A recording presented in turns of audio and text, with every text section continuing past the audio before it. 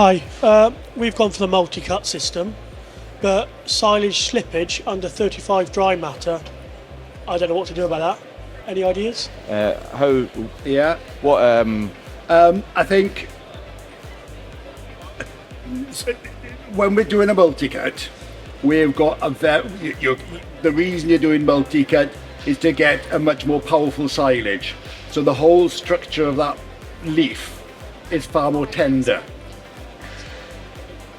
And over-rolling that or clamping it too high, because you imagine, you've got all this weight coming down. So we've either rolled it very hard, or if we're going up 3-4 meters or whatever of silage, the weight coming down on that does tend to have the effect of bursting the cells.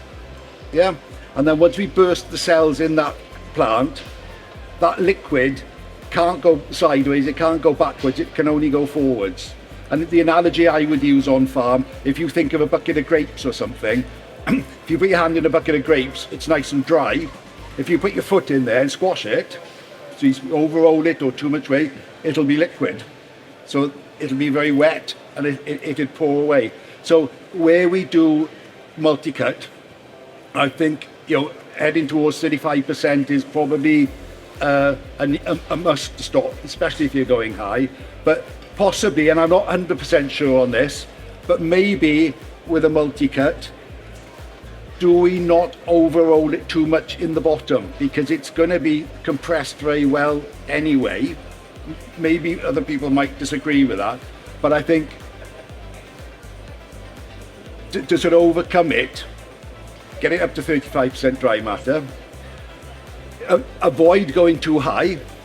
Yeah, it's all this hydraulic pressure coming down, and silage pits that are too wide tend to have there's a bit of friction on the walls.